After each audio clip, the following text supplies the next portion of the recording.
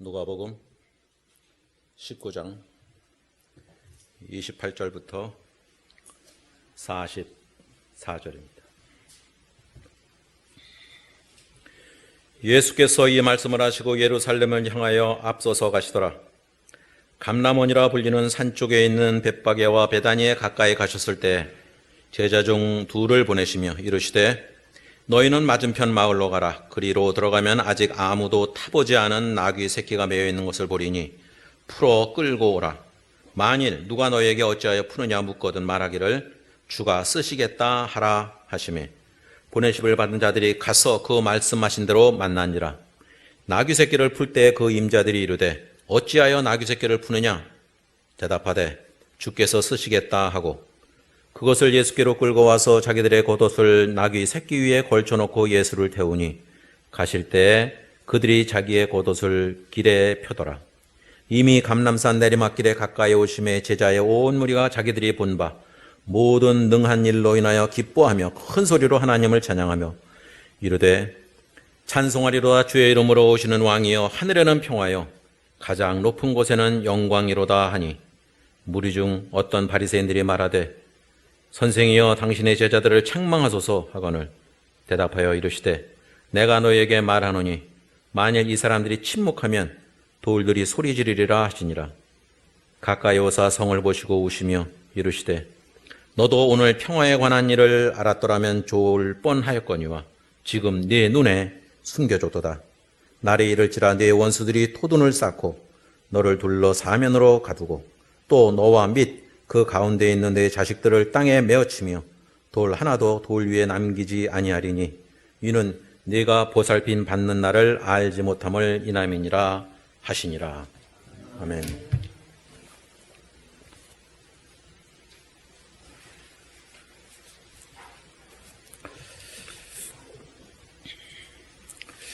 비행기를 타고 다니다 보면 저도 경험한 일이지만 여러분은 아마 뉴스 통해서도 보실 거예요. 비행기 안에서 환자가 생기면 이렇게 광고가 나옵니다.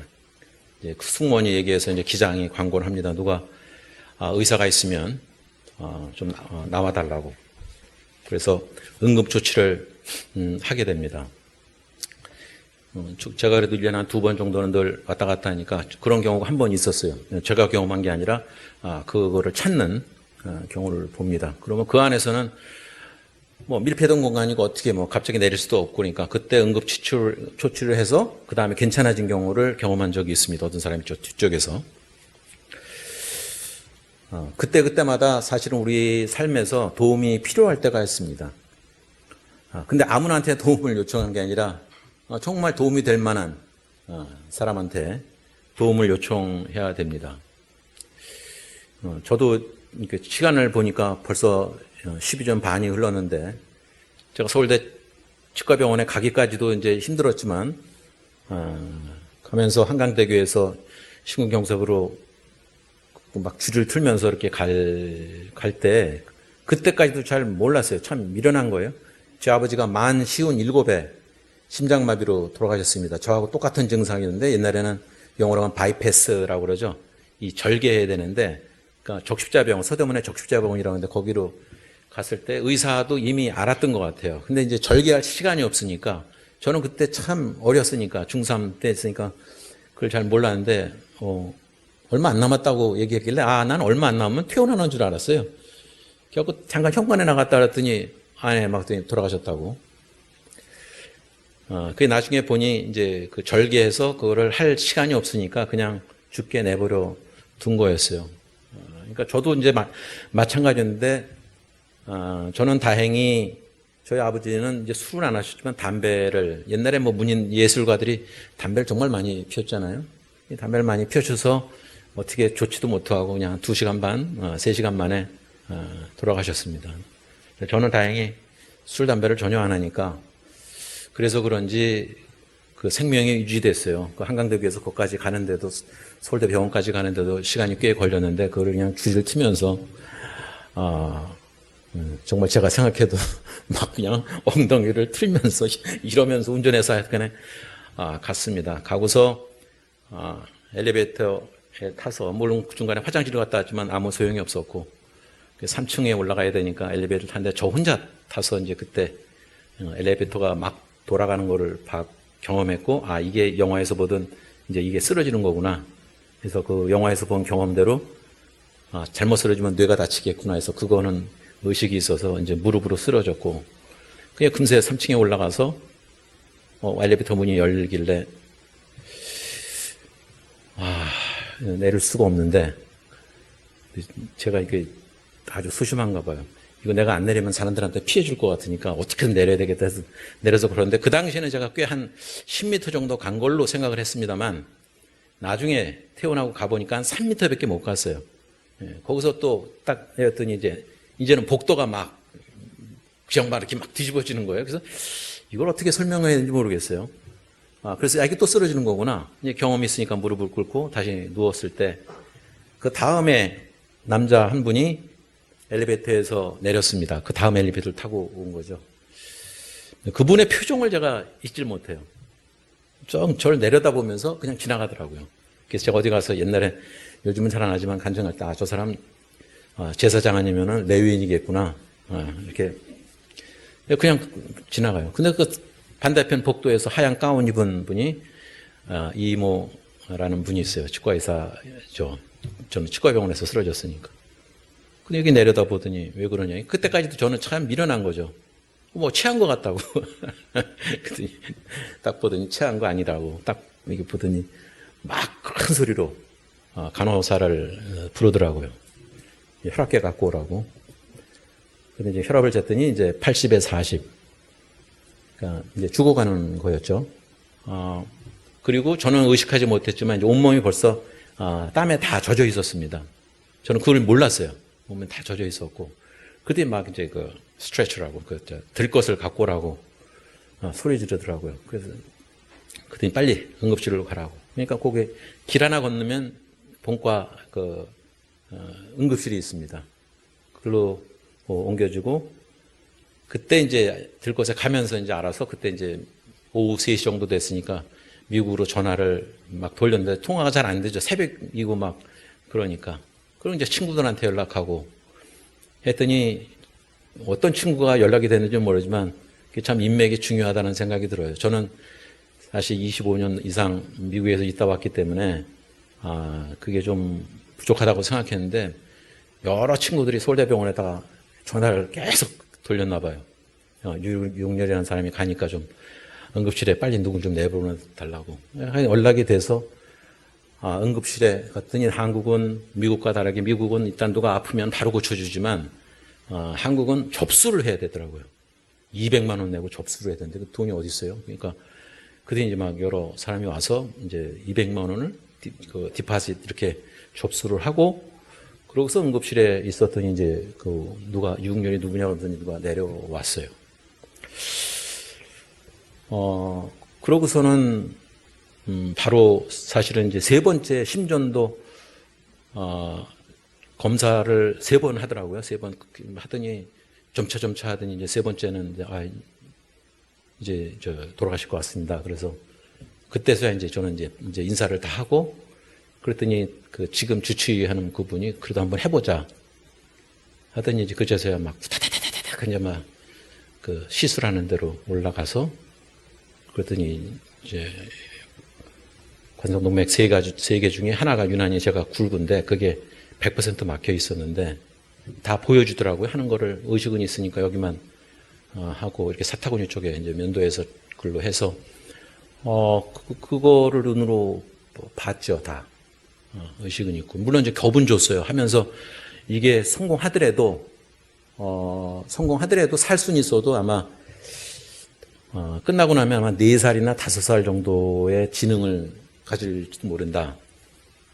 그러니까 그 뇌로 가는 혈관을 막힐 수도 있으니까 그런 얘기를 들었습니다. 네, 그래서 다행히 저는 끝나고 나서 그렇게 큰 후유증이 없어져. 제가 농담 삼아서 그래서 내가 그 신경쇠 그 시술하고 나서 그 실없는 소리를 자주 하는 거 보다 내가 그렇게 그냥 하고 마는데 여하튼 저 역시도 그 치과의사 그 사람의 도움으로 바로 저의 증상을 알아채서 응급실로 보냈고, 또 응급실에서도 바로 제 친구들의 도움으로 나중에 간호사들이 와서 그 구모 의사인데 그분하고 어떻게 연락이 됐냐고. 그분 예약 잡기 쉽지 않은데 어떻게 예약이 그분하고 가장 그 명이래요.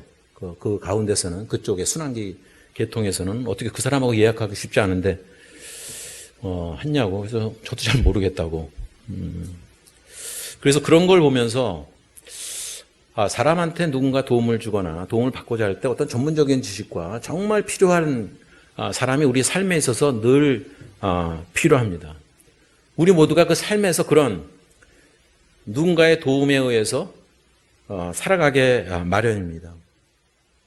전문적인 지식과 또 사실은 우리가 말로써 하는 인커리지먼트, 격려, 이런 거 관점, 이런 것들이 다 우리에게 필요합니다. 근데 그거는 사실은 만났을 때, 만남이 이루어졌을 때 그것이 효용 가치가 있습니다. 그러면서 우리의 삶이, 우리의 인생이 방향을 전환점이 돼서 바뀌게 되고 그 길로 찾아가게 됩니다. 오랫동안 살아오면서 한번 생각해 보면 누구나 할 거 없이 인생의 전환점들이 한두 가지씩은 적어도 있었을 것입니다. 내가 그때 이렇게 했으면 어떻게 됐을까? 저도 이렇게 돌이켜 보면 그런 점들이 여러 개가 있어요. 대학 졸업하고 나서 여기저기 연결됐던 것들, 그런 것들이 있습니다. 그런데 실제로 우리가 그리스도인으로 살아가면서 하나님의 도움이 필요하다고 하지만, 그리고 하나님께 기도는 하지만 때로는 그 영어로 하면은 참 편한데 데이스트라고 해서 우리 삶 속에서 이신론적인, 우리가 하나님께서 우리를 창조하시고 자연을 창조하시고 이 세상의 만물의 주관자인 건 알지만 우리의 생활 속에서 우리가 필요할 때 기도하고서도 이거는 이루어지지 않을 거라고 그냥 생각하면서 사는 경우가 다분합니다. 실제 우리 생활엔 영향을 미치지 못한다고 하는 막연한 생각들을 갖고 살아가게 됩니다. 하나님께서 살아계시고 하나님께서 이 세상을 창조하셨고 모든 것을 다 아시지만 더 이상은 하나님의 영향에서 우리 모두 인생이 벗어나 있다고 생각합니다. 하나님께서 이 땅의 모든 것들을 개입한다는 것을 알면서도 우리의 실제 삶에서는 하나님을 떠나서 사는 경우가 흔한 것입니다. 그래서 사실은 우리 그리스도인의 삶에서 가장 필요한 것은 이 시간과 공간 속에서 하나님께서 정말 구체적인 간섭이 우리 삶에 있다고 믿어야 하는 것입니다. 그런데 하나님은 실제로 우리가 믿는 것은 우리의 현실의 삶에서도 구체적으로 영향을 미친다는 것, 하나님께서 찾아오신다는 것, 임마누엘, 그 하나님이 우리와 함께 계시던 것을 믿는 것입니다. 이 세상의 주관자이신 하나님께서 역사에 개입해서 사람들에게 복을 주고 또 때로는 우리가 인식할 때 이거 벌을 받는구나라고 하는 운명을 바꾸는 일이 이 땅에 살아가면서 있습니다. 근데 그 가운데서 그러면 하나님께서 찾아오시는 이유를 몇 가지 한번 정리해 볼 필요가 있습니다. 첫 번째로는 하나님께서는 우리의 믿음을 점검 아니면 거룩 순결하게 하기 위해서, 성결하기 위해서 이 땅에 우리에게 찾아오십니다. 그리고 그거를 인지하게 됐을 때 이 세상적인 성공뿐만 아니라 하나님 나라에 대한 소망, 이런 거에 대한 성공의 여부를 우리에게 주시려고 우리 삶에 하나님께서 개입하십니다. 두 번째로는 이건 또 중요한 얘기일지 몰라요. 우리도 알게 모르게 인지하지 못하는 사이에서 그냥 만성적인 죄에 빠져 사는 경우가 많이 있습니다. 우리도 의식하지 못하는 일들이 많이 있어요. 우리가 한 길을 가다가 늘 가던 길이면은 딴 생각하고 있으면 그 길로 가요. 오늘은 딴 길, 오른쪽이 B 길로 가야 되는데 늘 A 길로 다니다 보면 그냥 A 길로 가요. 그러니까 이 세상에 우리가 살아가는 것이 아주 굉장히 루틴한 삶이잖아요. 때로는 거기서 벗어나야 되는데 우리는 습관적으로 그냥 그 길을 따라가는 경우가 허다하게 많습니다. 비 올 때 우산 들고 나갔다가 중간에 비 그치면 우산을 안 갖고 들어오는 경우가 여러분들 경험한 적 없으세요? 비가 와야 우산을 찾게 됩니다. 좋은 우산 아무리 갖고 나가도 중간에 다니다 보면 날씨가 맑아지면 우산을 잃어버리고 맙니다. 우리의 삶의 습관이 그렇습니다. 이 만성적인 죄, 이제는 죄의식조차 죄책감조차 갖지 않는 그런 죄들이 상당히 많이 있습니다. 세 번째로 우리에게 격려가 될 수 있는 것은 그럼에도 불구하고 마지막으로는 하나님께서 우리에게 복을 주신다는 것입니다. 그 복이란 것은 하나님과의 우리의 관계성에서 끊어졌던 관계가 다시 회복되는 것, 그 이상의 복이 더 있겠습니까? 우리는 뭐 물질적인 거 아니면 자녀들에 대한 문제 이런 걸 얘기합니다만 하나님과의 새로운 만남, 하나님께서 찾아오셨을 때 내가 준비되어 있는 그거야말로 가장 큰 복이 될 것입니다. 그런 가운데서 하나님께서 우리에게 찾아오실 때는 이 그룹이 아니라 뭉뚱거려서가 아니라 한 사람 한 사람 개인적인 구원을 위해서 하나님께서 오신다는 거죠. 제가 오래전에 그 말씀을 나눕니다. 저는 아직도 그게 마음에 참 늘 있어요. 양 한 마리를 잃었을 때 91마리 그대로 두고 나간 그 목자의 심정이라는 것, 사람들이 시비를 걸죠. 아니 91마리가 중요하지 한 마리가 뭘 이렇게 더 중요하냐. 근데 저는 다른 관점에서 보면 그 목자에게서는 그 한 마리 양이 1대1의 관계였습니다. 우리는 그냥 뭉뚱그려 생각하잖아요. 제가 한 가지 인상 깊었던 일 중에 하나는 뭐 지금 돌아가신 분이니까 뭐 거명해도 되겠죠. 그 문익환 목사의 큰아들의 이름이 문호근이라는 분이에요. 그 동생이 이제 영화배우 문성건 씨죠. 문호근 씨가 영국에서 공부하고 와서 서울대 교수의 추천으로 제가 이제 그분하고 80년가 81년도에 국육장에서는 그 아이다의 조연출, 조연출이라고 했죠. 그 당시 뭐 제가 뭘 알겠습니까? 그 일본 말로 시다라 정도 한 거죠. 근데 하여튼 뭐 말은 그 조연출이었어요. 그런데 뭘 회의를 하다가 그 당시에 연극 뭐 이런 거 하면 쭉 이렇게 번호가 있습니다. 1번, 2번, 3번 사람을 번호로 매겨요. 이분이 딱 하는 말이 번호를 안 매기고 다 이름을 하더라고요. 그때 또 한 사람이 있다가 그걸 돕는 분이 있다가 왜 번호를 안 하니까 그분의 딱 답이 사람이 어떻게 번호냐. 사람한테 이름이 있는데. 그게 제가 젊은 나이였고 어렸지만은 그게 굉장히 인상적이었습니다. 그 사람을 대할 때 이름, 주어진 이름으로 그 사람을 기억하는 거 매우 중요하다고 생각이 들어요. 여기 한국에 계신 분들은 좀 덜한데 저기 세탁소, 미국에 있을 때도 세탁소 잘 하시는 분들은요, 손님이 몇백 명, 몇백 명 있어도 찾아올 때마다 이름을 쫙쫙 불러줘요. 그러면 그 사람이 푸근함을 느껴요. 굉장히 인상적이었습니다. 자기 사업을 위해서. 저도 그거를 좋은 인상을 받아서 제가 그 타코마 갔을 때 그때 당시 교인이 한 850명 됐어요. 완전한 건 아니지만 그 디렉토리라고 해서 그 사진첩 해갖고 이름 나와 있는 게 있어요. 그래서 제가 한 두 달 걸려서 조금 거짓말이 될지 모르지만 다 외웠습니다. 엄청났죠? 한국 이름 외우는 것도 어려운데 미국 이름 외우는 거 그 당시엔 정말 어려웠어요. 근데 지나가면서 이름 딱 부르고 가면 찾아봐요. 한 가지 좋은 예가 있습니다.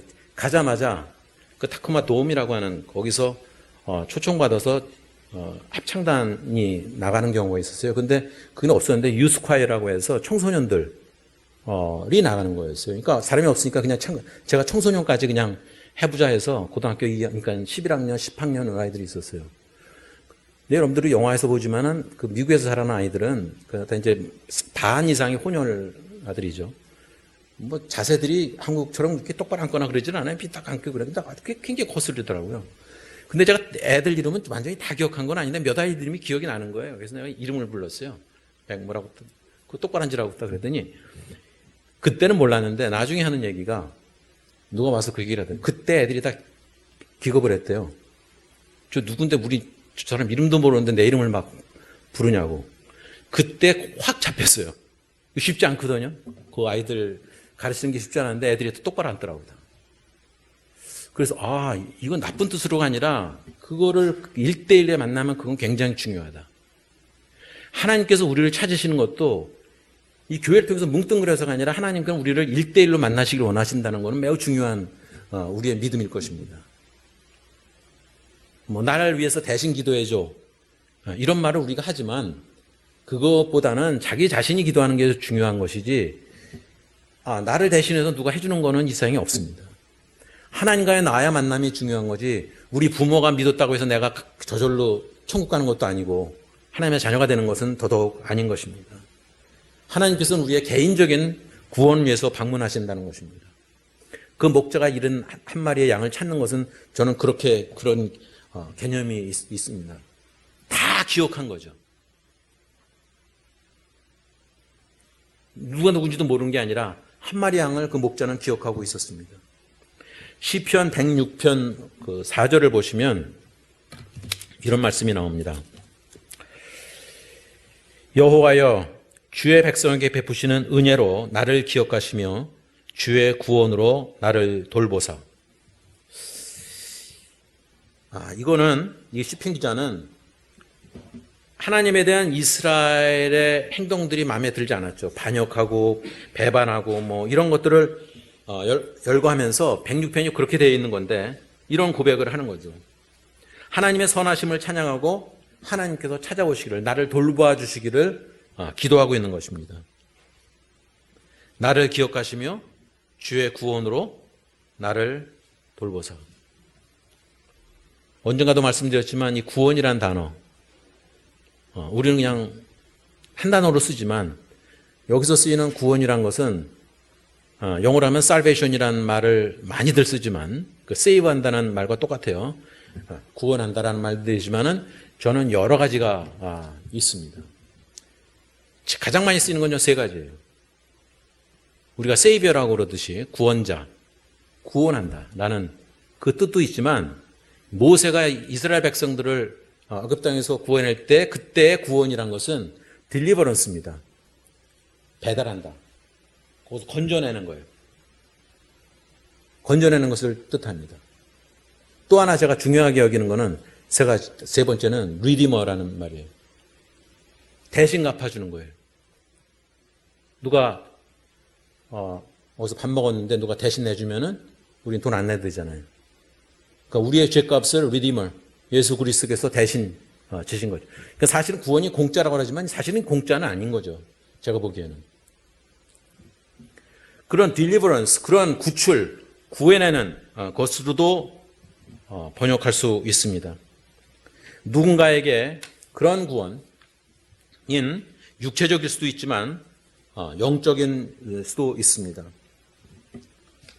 이 시편의 경우는 106편의 경우는 그런 거 모든 압박과 압제에서 벗어나게 해달라고 거기서 건져냄을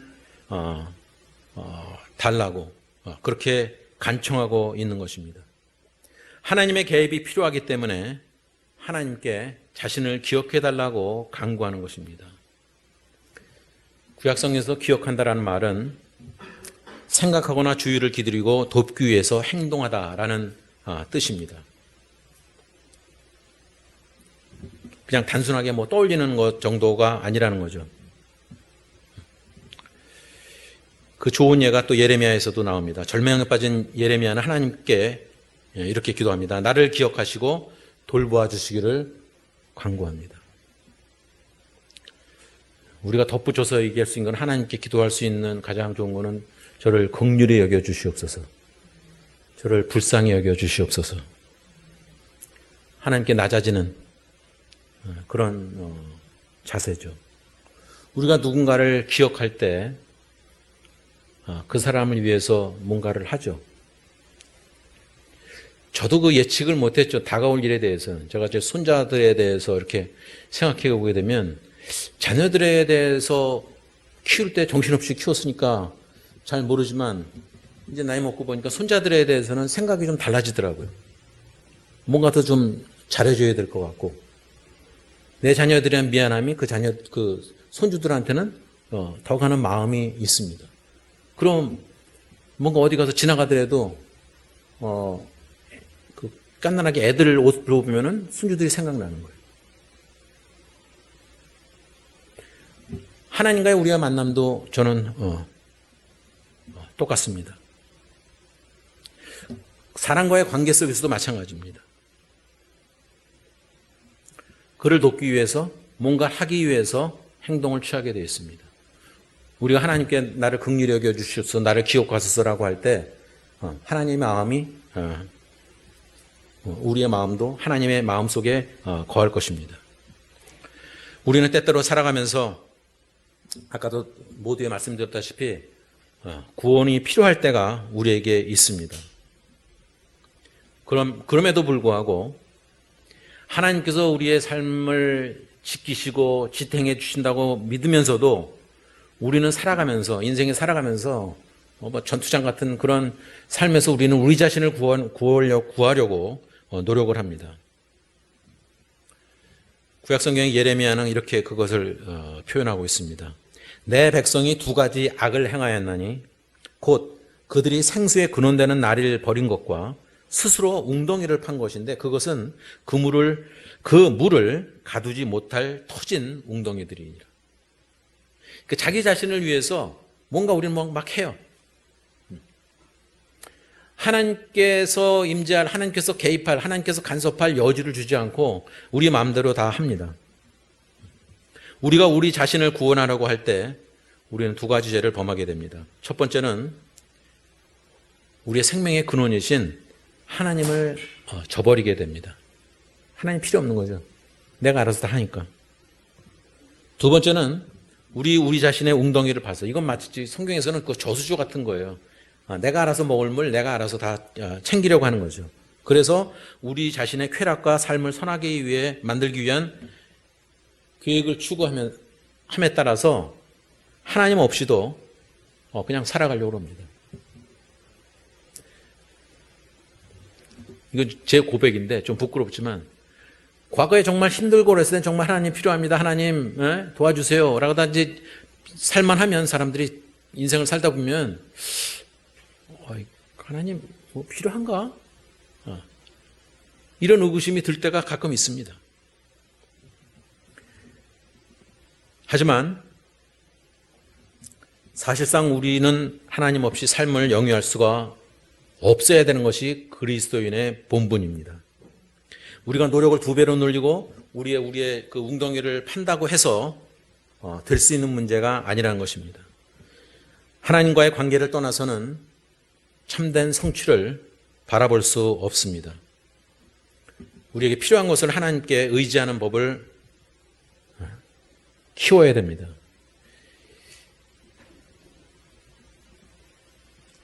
하나님께서 다 아시겠지 뭐 말 안 해도 이런 게 아니라 하나님께 아뢰야 됩니다. 따라서 우리는 스스로 알아서 하는 그것조차도 하나님 앞에서는 죄가 될 수 있다는 것을 고백하고 하나님의 도움을 간청해야 됩니다. 그러면 어떤 것으로부터 건전함을 받기 위해서 하나님의 도움이 필요합니까? 어쩌면 우리의 삶은 어떤 종류의 위험이나 아니면 속박, 슬픔이나 고통에 시달리고 있을지 모릅니다. 우리가 성경에서 여러 사람들이 보는 것처럼 우리가 믿음으로 하나님을 의지하고 그분이 우리를 구원해 주시기를 기도하도록 우리는 우리는 그 부르심을 받았습니다. 그러니까 그런 유혹들, 스스로 엉덩이를 파고 또 하나님 없이 삶을 살라고 하는 그런 유혹들이 이 땅에 살아가면서 얼마든지 있죠. 그런 유혹에서 벗어나야 된다는 것입니다.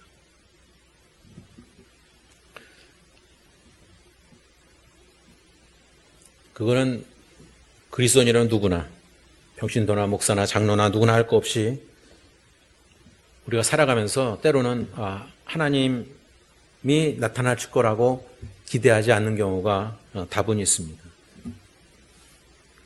옛날에 설교 중에 들은 예화 중에 재미있는 거예요. 정말 그랬대요. 어린 애가 그런 얘기를 했다고 그러더라고요. 부모가 막 이제 비가 안 와야 되는데 무슨 행사가 있어서 비가 오지 않아야 되는데 비 오지 않을 것으로 믿습니다 하고서는 기도하고 나중에 우산 들고 나가더래요. 얘가 보면서 비 안 올 하나님께 비 오지 않게 해달라고 기도해놓고 또 그렇게 믿습니다라고 해서 우산 들고 나가는 건 뭐지? 우리 그게 자연스러운 거예요, 그냥. 우리의 믿음이 그럴 가능성이 충분히 있다는 거죠. 어떤 분은 그랬대요. 그거 다 미국에서 들은 얘기인데, 기도하다가 하나님의 응답이 들리니까 놀라서 기절했대요. 그런 일이 어떻게 있을 수 있을까? 우리가 하나님 만나기를 그렇게 원한다면서 하나님 음성이 들렸는데 왜 놀랄까? 그러니까 하면서도 습관적으로 그거는 기대하지 않는 경우가 우리의 삶에서 얼마든지 있을 수 있다는 것입니다. 두 번째로 하나님께서 우리에게 찾아오시는 이유는 우리가 지금 전쟁과 기근과 이런 것들에 문제가 많이 있지만 궁극적으로는 하나님께서 이 모든 인류의 모든 것을 주관하신다는 것을 증명하기 위해서 우리를 찾아오신다는 것입니다. 개인적인 구원을 위해서도 우리에게 찾아오시지만 언젠가는 그 때와 시는 모르지만 하나님께서 모든 것을 주관하실 것을 우리는 믿습니다. 이런 것은 마치 예수 그리스도께서 왕으로 통치하기 위해서 이 땅에 실제로 임재하실 때 사실은 그 재림의 예수가 나타날 때는 끝난다는 것입니다. 초림의 예수, 2000년 전에 예수 그리스도는 고난받는 종으로 이 땅에 오셨습니다. 우리가 알다시피 유대인들은 지금도 마찬가지죠. 여전히 그 다윗과도 같은 그런 이 땅을 다스리는 왕 같은 존재로 메시아를 기다리고 있었습니다. 따라서 예수 그리스도가 눈에 찰 리가 없죠. 그 치욕의 십자가에 달리는 예수 그리스도를 보면서 저걸 메시아라고 인정하기는 불가능했습니다. 고난받는 종을 찾고 있지 않았습니다. 그 당시에 로마인들을 그 팔레스타인 땅에서 지금의 이스라엘 땅에서 몰아낼 정복하는 정복자의 왕을 그들은 기다리고 있었습니다. 그래서 예수님을 거부했고 결국은 십자가에 못 박는 일까지 생겼습니다. 이미 오신 예수 그리스도는 저희의 죄를 돌보기 위해서 저희의 죄를 위해서 이 땅에 오신 것입니다. 간단히 얘기하면 죽기 위해서 이 땅에 오신 것입니다. 너무 짧은 인생이었죠. 33년의 삶. 비록 33년을 살았지만 자신의 목적이 예수 그리스도 자신의 목적이 목숨을 잃게 될 것, 십자가에 달릴 것을 이미 알고 계셨습니다. 그래서 우리는 재림의 예수를 기다릴 때 이제는 그 정복하는 왕으로 우리는 기다리고 있는 것입니다. 예수 그리스도께서는 사랑이 많기 때문에 사실은 또 하나는 궁핍한 사람들의 필요를 충족시키기 위해서 이 땅에 오십니다. 우리에게 다시 오십니다. 그분은 공의로 다스리시기 때문에 누구나 할 것 없이 이 세상은 불공평하다고 그러는데 그 불공평을 바로잡기 위해서 오실 것입니다. 우리가 예수 그리스도께서 공평하게 땅을 심판할 날을 고대하기 때문에 우리가 노래도 하죠. 예수께서 속히 돌아오시도록 초청합니다. 그 아프리카 튠으로 쿰바야 말로 쿰바야 말로드라는 말이 있죠. 노래하면 쿰바야 말로 쿰바야. 쿰바야라는 뜻을 아시죠? Come by here, O Lord. 쿰바야. 여기에 오소서. 여기에 오소서. 종료주일에 그들이 불렀던 노래와도 똑같습니다. 우리에게 오소서. Come by here, O Lord. 우리에게 오소서. 속히 오소서. 마지막으로는 하나님께서는 하나님께 우리로 하여금 응답할 기회를 주시기 위해서 찾아오십니다. 오늘 본문 말씀이 바로 그런 것이었습니다. 예루살렘 승리의 입성 이야기를 자세히 설명해 주고 있습니다. 예수 그리스도께서는 지상에 계셨을 때 사람들에게 그 예수 그리스도 자신이 유대민족으로 알아볼 수 있는 특별한 사실은 기회를 주셨습니다. 그런데 사람들은 오히려 거꾸로 예수님을 십자가에 못 박는 것으로 대응했던 것입니다. 성경은 하나님께서 사람들에게 믿음으로 응답할 수 있는 기회를 여러 차례 주셨습니다. 세 천사가 아브라함을 방문해서 아들의 탄생을 알려기도 했습니다. 어느 날은 밤에 사무엘을 찾아오시기도 하셨습니다.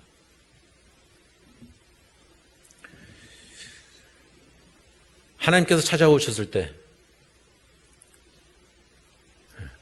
우리는 어디에 있을 것입니까?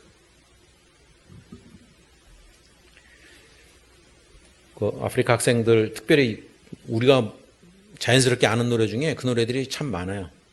Somebody knocking at your door. 누군가 knocking, 우리의 문을 두드리고 계십니다.